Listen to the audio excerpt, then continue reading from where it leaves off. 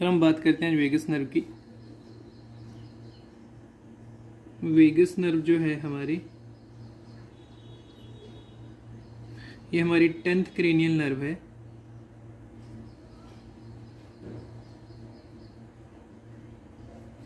इस नर्व का जो है सबसे लॉन्गेस्ट कोर्स होता है, यानी लॉन्गेस्ट क्रेनियल नर्व होती है।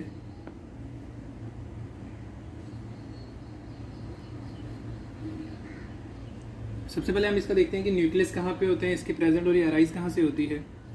सबसे पहले हमें ये पता होगा कि ये जो है मेडुला है, ये जो समझ लो ये मेडुला है। मेडुला में हमारे कुछ न्यूक्लियस होते हैं जो कि हमारे 10th क्रेनियल नर्व से एसोसिएटेड होते हैं। पहला जो न्यूक्लियस होता है उसे हम कहते हैं डोर्सल न्यूक्लियस ऑफ वेगस। एक हो गया, इसे हम कहेंगे dorsal nucleus of vagus. Dorsal nucleus of vagus. Second वाला जो होगा उसे हम कहेंगे न्यूक्लियस एम्बिगुअस। जो सेकंड न्यूक्लियस होगा उसे हम कहेंगे न्यूक्लियस एम्बिगुअस। Nucleus ambiguus. जो थर्ड वन वाला होगा उसे हम कहेंगे न्यूक्लियस ऑफ सॉलिटरी ट्रैक्ट या न्यूक्लियस ऑफ ट्रैक्टस सॉलिटेरियस। जो थर्ड वन वाला न्यूक्लियस है हमारा, इसे हम कहते हैं nucleus of solitary tract. Nucleus of solitary tract.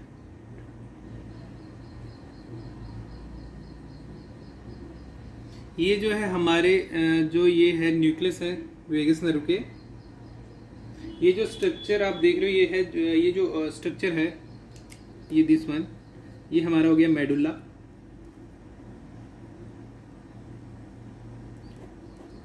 Medulla से जो है हमारे न्यूक्लियस प्रेजेंट होते हैं डोर्सल न्यूक्लियस ऑफ वेगस। जो डोर्सल न्यूक्लियस ऑफ वेगस है ये मेनली सप्लाई करता है हमारे स्मूथ मसल, यानी जो इसके जो फाइबर्स हैं वो हमारे जाते हैं थोरैसिक और एब्डोमिनल विसरा तक, जो डोर्सल न्यूक्लियस ऑफ वेगस है। और दूसरा जो हमारा है इसे हम कहते हैं न्यूक्लियस एम्बिगुअस। जो न्यूक्लियस एम्बिगुअस है ये जो हमारे सप्लाई करता है मैक्सिमम मसल्स ऑफ लैरिंग्स और फेरिंग्स को। और फिर आता है न्यूक्लियस ऑफ ट्रैक्टस सॉलिटेरियस, जो ट्रैक्ट है जिसे हम कहते हैं न्यूक्लियस ऑफ सॉलिटरी ट्रैक्ट या न्यूक्लियस ऑफ ट्रैक्टस सॉलिटेरियस। इसमें जो फाइबर्स हैं ये जो है हमारे टेस्ट जो कैरी करते हैं एपिग्लॉटिस से posterior part of the tongue से, वो जो फाइबर्स हैं वो यहाँ पे आके जो है टर्मिनेट हो जाते हैं, यानी कि यहाँ पे आके ख़त्म हो जाते हैं। अब हम बात करते हैं वेगस नर्व का कोर्स, देखते हैं वो कैसे जो है रन करती है। सबसे पहले इन तीनों के फाइबर्स मिलाकर जो है हमारी वेगस नर्व जो है निकलती है। सबसे पहले यहाँ पे एक फोरामेन होता है जिसे हम कहते हैं जुगुलर फोरामेन।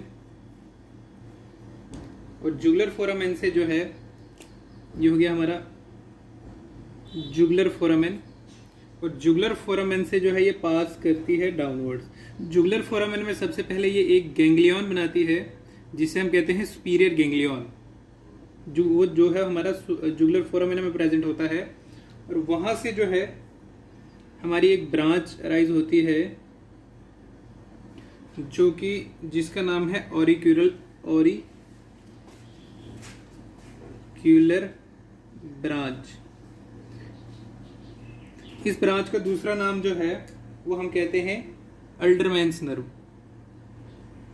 जो इसका नाम जो दूसरा नाम है उसे हम कहते हैं अल्डरमैन्स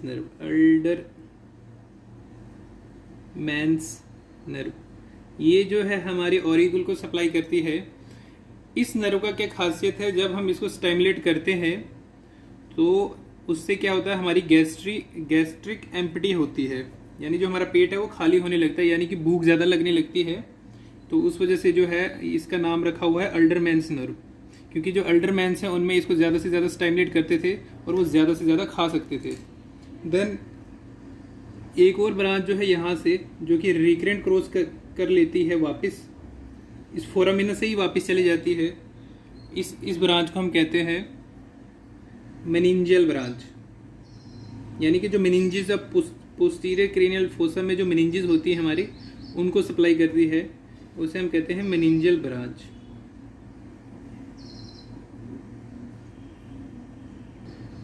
उसके बाद जो है हमारा एक और गैंग्लियन बनता है जिसे हम कहते हैं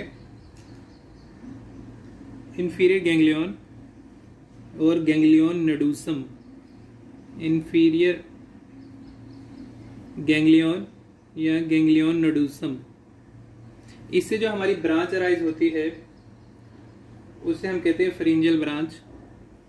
एक जो है हमारी फरिंजियल ब्रांच अराइज होती है जो कि फरिंजियल प्लेक्सिस में हेल्प करती है। ये जो है हमारी ये जो हमारी फरिंजियल ब्रांच है, फरिंजियल ब्रांच, जो कि बाद में फरिंजियल प्लेक्सिस में फॉर्म करने में हेल्प करती है। देन आगे जो है नर्व रन करती है और एक और ब्रांच देती है। ये जो ब्रांच है ये हमारी सप्लाई करती है कैरोटिड बॉडी को।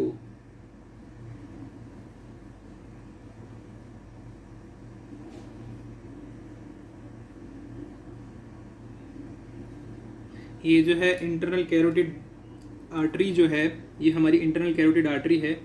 इसको जो है यहाँ पे बॉडी प्रेजेंट होती है जिसे हम कैरोटिड बॉडी कहते हैं, ये उसे सप्लाई करती है कैरोटिड बॉडी को, कैरोटिड बॉडी को। इस ब्रांच का नाम है nerve of Hering, nerve of Hering. Then यहां से एक ब्रांच आती है एंड एक यहां से आती है। ये जो ऊपर से आती है इसे हम कहते हैं सुपीरियर लैरिंजियल नर्व, और जो ये डाउनवर्ड्स आ जाती है इसे हम कहते हैं रिकरेंट लैरिंजियल नर्व। इसे रिकरेंट क्यों कहते हैं? क्योंकि यहाँ पे जो है आर्च ऑफ एओर्टा प्रेजेंट होती है, उसके बाद ये जो है अपना कोर्स जो है वापस जो है ऊपर की तरफ आता है। यानी रिकरेंट ब्रांच वो होती है जो अपना कोर्स हमेशा जो है रिवर्स कर ले। और यहाँ पे जो है जो ऊपर वाली नर्व आप देख रहे हो, ये जो है ये है superior laryngeal nerve. Superior laryngeal nerve जो है ये फर्दर डिवाइड हो जाती है दो ब्रांचेस में। एक ब्रांच जो है उसे हम कहते हैं इंटरनल लैरिंजियल नर्व, और जो सेकंड ब्रांच है उसे हम कहते हैं external laryngeal nerve. Internal laryngeal nerve और एक्सटर्नल लैरिंजियल नर्व, ये जो है हमारी इंटरनल लैरिंजियल नर्व, ये सप्लाई करती है mucous of larynx above vocal cord, mucous of larynx above vocal cord. यानी वोकल कॉर्ड से जितना भी ऊपर म्यूकस होता है उसे जो सप्लाई होती है हमारी नर्व वो होती है इंटरनल लैरिंजियल नर्व। देन बात करते हैं हम एक्सटर्नल लैरिंजियल नर्व की। External laryngeal nerve, external laryngeal nerve जो है ये हमारी एक मसल को सप्लाई करती है जिसे हम कहते हैं क्रिकोथायरॉइड। क्रिकोथायरॉइड को सप्लाई होती है, ये जो है हमारी एक्सटर्नल लैरिंजियल नर्व सप्लाई करती है। बात करते हैं हम यहाँ पे जो है हमारा आर्च ऑफ एओर्टा प्रेजेंट होता है। ये जो है हमारा ये हो गया आर्च ऑफ एओर्टा। ये जो नर्व है ये यहाँ से इसको ऐसे करने के बाद, यानी कि इसके नीचे आने के बाद फिर वापस जो इसको कवर करके जो है वापस ऊपर की तरफ अपना कोर्स जो है रिटर्न, मतलब यानी अपना कोर्स जो है रिवर्स कर लेती है। तो इस वजह से इसका नाम जो है वो हमने रखा है, इसका नाम है रिकरेंट लैरिंजियल नर्व। और रिकरेंट लैरिंजियल नर्व जो है वो सप्लाई करती है all laryngeal muscles, all laryngeal muscles except क्रिकोथायराइड, यानी सारे जितने भी लैरिंजियल मसल है सबको सप्लाई करती है एक्सेप्ट द क्रिकोथायराइड, क्योंकि क्रिकोथायराइड को जो हमारी एक्सटर्नल लैरिंजियल नर्व सप्लाई करती है। देन ये सप्लाई करती है mucous of larynx below vocal cord, below vocal cord.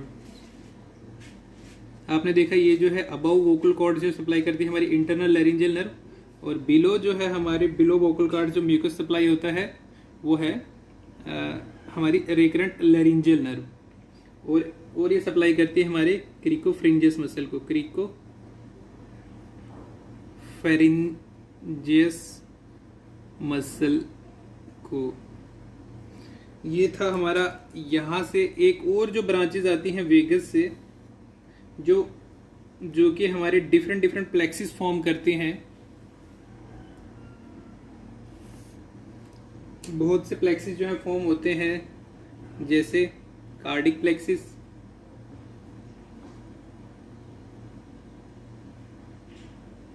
Cardiac plexus form होते हैं, सीलिएक प्लेक्सिस,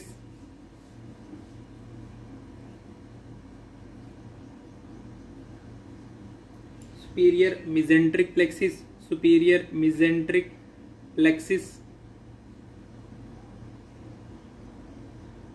और ब्रोंकियल प्लेक्सिस, यानी जो ब्रोंकस में प्लेक्सिस फॉर्म होता है, ब्रोंकस में इसे हम कहते हैं ब्रोंकियल प्लेक्सिस, ब्रोंकियल प्लेक्सिस। ये जो है ये हमारी नर्व जो है वेगस नर्व यानी 10th क्रेनियल नर्व, इसका ये जो लॉन्गेस्ट नर्व है, यानी इसकी जो सप्लाई है वो हमारी कॉलन तक होती है। जो हमारे जीआईटी होता है, हार्ट को सप्लाई होती है, जीआईटी को, हमारे लीवर को सप्लाई होती है कुछ हद तक, और हम मतलब मोस्ट ऑफ द विसरास को जो है ये सप्लाई करती है, और इससे हमारे कुछ रिफ्लेक्सेस एसोसिएट होते हैं। फर्स्ट वन जो है उसे हम कहते हैं गैग रिफ्लेक्स, गैग रिफ्लेक्स, यानी जब भी आप posterior most of the palate को टच करोगे तो वहाँ पे आपको रिफ्लेक्स देखने को मिलेगा जिसे हम कहते हैं गैग रिफ्लेक्स। एक रिफ्लेक्स जो है कफ रिफ्लेक्स, कफ रिफ्लेक्स जो है आपको इससे देखने को जो मिलता है वो भी इसी से एसोसिएटेड होता है। और एक और रिफ्लेक्स है जो कि लंग्स में प्रेजेंट होता है जिसे हम कहते हैं hair bearing reflex, hair bearing reflex. ये रिफ्लेक्स वो होता है जब भी हम इंस्पिरेशन करते हैं तो लंग्स जो है ज़्यादा स्ट्रेच हो जाते हैं ड्यूरिंग इंस्पिरेशन, और उस टाइम पे जो हमारी वेगस नर्व जो है एक्टिवेट हो जाती है, और वो हमारे जो है सीएनएस तक जो है इम्पल्स पहुंचाती है, तो जिससे कि हम जो है ओवर इंस्पिरेशन नहीं करते हैं, तो जिससे कि हमारा यानी ये एक हमारा स्ट्रेच रिफ्लेक्स होता है, स्ट्रेच रिफ्लेक्स।